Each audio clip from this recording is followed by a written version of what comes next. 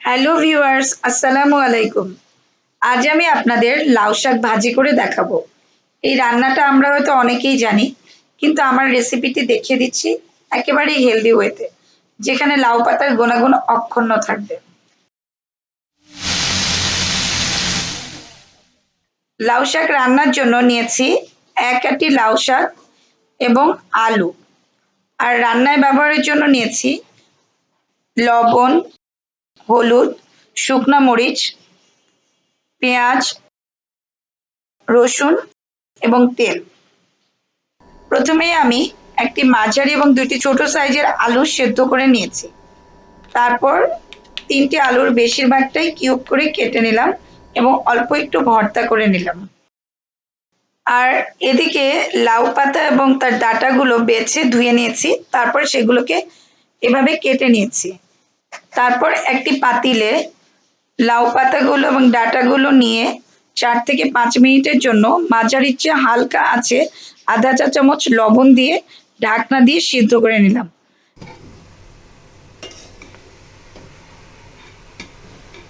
মাঝে একবার নেড়ে দিয়েছি।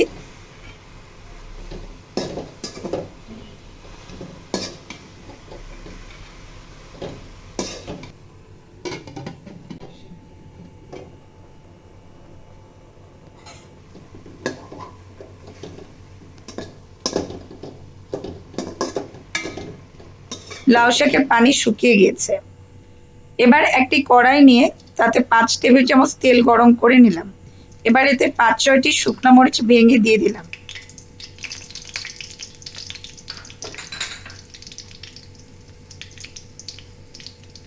একটু ভেজে ৬টি বড় রসুন কোয়া থেতো করে দিলাম। রসুন একটু ভাজার পর খুব সুন্দর একটি ফ্লেভার ছড়ায়।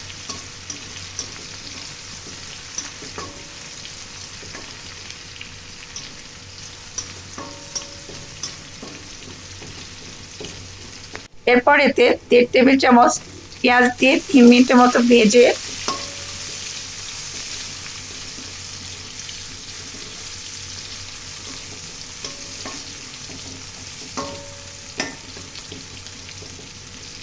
আলুগুলো দিয়ে দিলাম।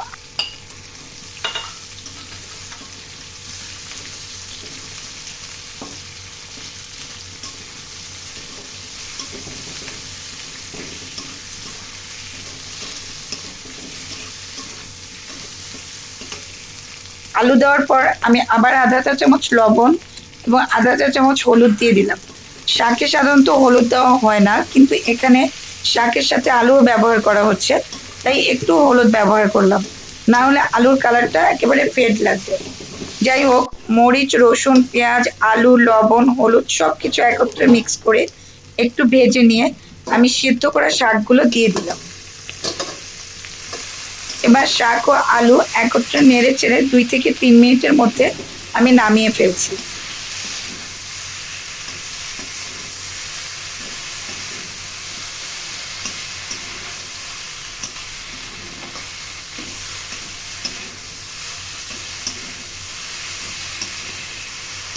হয়ে গেল আমার আলু দিয়ে লাউ শাক ভাজি। হেলদি হয়ে বলেছি কারণ এখানে লাউ শাক আমি ধুয়ে কেটে নিয়েছি, কেটে কিন্তু ধুয়ে নেইনি। আর লাউ শাক সেদ্ধ করে শাকের পানি ফেলে দেওয়া হয়নি।